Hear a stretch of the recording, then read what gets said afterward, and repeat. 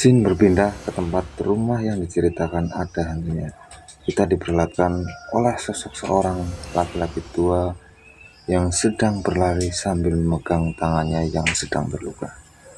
Nampak jelas dalam raut wajahnya, dia sangat ketakutan sampai dia menangis. Di sudut pintu terlihat bayangan hitam wanita cantik yang sedang mencari dia dan memanggil dia Tuan. Sosok wanita itu terus mencarinya, seolah-olah dia tidak menemukan keberadaan laki-laki tua itu.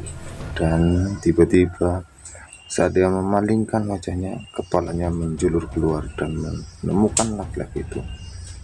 Laki-laki itu ketakutan setengah metong, dan siluman itu pun terus mendekatinya. Pada akhirnya dia pun menjadi santapan bagi sang siluman wanita itu. Keesokan harinya, polisi pun mendatangi tempat tersebut, mendapatkan laporan dari warga setempat bahwa semalam dia mendengar laki-laki teriak ketakutan. Sang polisi pun menjelaskan kepada nenek tersebut bahwa di sana tidak ada seorang pun yang tinggal. Jangan terus memanggil kami, tetangga yang lain jadi tidak enak, ucap sang polisi. Walaupun si nenek terus mendesak sang polisi untuk mengeceknya, tapi sang polisi menjelaskan bahwa dia sudah mengecek berkali-kali dan tidak ada apapun di sana. Polisi yang satunya lagi mengajaknya untuk kembali ke kantor, karena hal ini hanya bisa membuat repot mereka saja. Tapi warga yang lain terus berbisik bahwa hal ini terjadi bukan hanya sekali, mungkin ini diakibatkan oleh penculikan hantu. Sang pemilik rumah yang menyewakannya itu pun menyuruh mereka untuk diam. Jangan menggosipkan hal itu. Kalau hal itu sampai terdengar orang lain, bagaimana jadinya situasi di tempat ini? Namun gosip itu sudah menyebar lewat jejaring sosial internet dan banyak menjadi perbincangan warganet bahwa rumah itu memang berhantu. Lalu kita diperlihatkan oleh Jasin yang sedang bersama peramal meminta untuk dirinya diramal. Tidak seperti waktu pertama yang tak suka diramal. Sang peramal berkata kepada dia, jangan terlalu khawatir. Dalam perjalananmu nanti, di sana takdirmu akan bertemu pasanganmu. Jangan sampai terabaikan.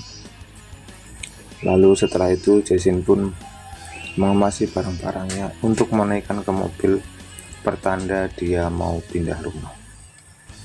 Dalam perjalanan, si sopir pun bercerita bahwa dia harus segera sampai sebelum hari gelap dan sudah kembali karena jalan Naniak terkenal angker dan menakutkan. Sang sopir pun heran kenapa Jasin mau tinggal di tempat seperti itu. Sang sopir pun berkata, apakah kamu tidak tahu seperti apa tempat itu? Jasin pun sebenarnya sudah tahu seperti apa tempat itu, tapi bukan karena hal itu. Dia mau di sana tentu saja karena sewa rumahnya yang murah, karena dia juga sudah menipis isi kantongnya. Sopir pun berkata bahwa tempat itu berhantu dan belum lama ini ada seseorang yang hilang di sana. Jasin pun berkata, tidak usah khawatir tentang hal itu karena aku bukanlah manusia, sambil dia bercanda kepada sang sopir. Setelah Jasin sampai, dia pun menandatangani tempat tersebut. Sopir pun berkata, orang terakhir yang tinggal di sini telah kabur tanpa kabar. Sang sopir pun menawarkan Jasin jika dia ingin kembali lagi tidak jadi tinggal, dia akan diberi ongkos harga setengah. Tapi Jasin lebih memilih untuk menurunkan barang-barangnya dan tetap tinggal di tempat itu. Sang sopir pun mau pergi. Dia bergumam bahwa dasar anak aneh, mau-maunya tinggal di rumah yang berhantu dan ada monster. Mendengar kata-kata itu, Jasin langsung mengejar dan memanggil sang sopir. Tunggu pak, bapak bilang apa tadi? Sopir pun menjawab, mau-maunya kamu tinggal di rumah yang berhantu dan monster. Kamu udah tahu ya kalau ada monster di sini. Jasin pun langsung tercengang mendengar kata-kata monster. Lalu tiba-tiba sang pemilik rumah pun datang menyapanya dan berbahasa basi sok baik kepada Jasin. Setelah itu si Jasin tanpa basa-basi langsung memberikan pertanyaannya kepada sang pemilik rumah. Apakah di rumah ini ada hantu? saja. Mendengar kata-kata itu, sang pemilik rumah langsung kaget. Kenapa dia bisa tahu hal itu? Sang pemilik rumah pun berusaha menutup-nutupi hal itu dan berkata di rumah ini tidak ada hantunya, tapi Jasin menjelaskan bahwa dia tidak bisa menyembunyikan hal itu. Sambil Jasin menunjukkan handphonenya bahwa rumor ini sudah tersebar di internet. Sang pemilik rumah pun berusaha mengelak bahwa itu hanyalah gosip. Jasin pun bertanya lagi, selain hantu tidak ada lagi yang muncul kan? Misalnya seperti siluman. Pemilik rumah pun kaget, kenapa Jasin bisa tahu hal ini? Sang pemilik rumah menjelaskan tidak ada yang lain, hanya hantu saja kok. Tapi perasaan Jasin tidak enak bahwa ada sesuatu yang ditutup-tutupi. Setelah itu sang pemilik rumah meminta pembayaran kontrak sewa rumahnya. Jasin mengeluarkan kartu debitnya, tapi sang pemilik rumah langsung melemparkan kartu itu. Pembayarannya tidak bisa dilakukan dengan kartu debit. Sang pemilik rumah meminta uang cash. Padahal uang cash Jasin sudah habis. Setelah itu Jasin pun beres-beres rumah barunya sampai tengah malam. Selesai dia beres-beres, dia pun duduk di kursi untuk istirahat. Saat Jasin duduk sambil menikmati kesunyian, dia pun teringat kata-kata Pak Sopir. Seketika hal itu pun membuat dia menjadi kepikiran dan membuat dia merinding. Jasin pun berpikir kalau monster itu benar-benar ada, apa yang akan terjadi. Daripada dia terus berpikir tidak jelas, dia pun memakai kacamatanya yang bisa melihat wujud asli siluman dan menelusuri rumah itu. Walau dia merasa merinding, tapi dia berusaha memberanikan dirinya untuk menelusuri setiap ruangan. Dari kamar kosong, bawah tempat tidur, dapur, sampai kamar mandi. Sampai diarahkan kepada sebuah tangga yang menuju ke arah loteng. Dia pun tidak menyangka kalau ada lantai 2. Dia pun menuju ke lantai 2. Saat di loteng, pandangannya tertuju dan berfokus kepada sebuah benda yang tertancap di atas atap. Saat pandangannya makin berfokuskan kepada benda itu, tiba-tiba segel stigma yang ada di tangannya merasakan sebuah respon benda tersebut, seolah-olah ada jalur benang merah di antaranya.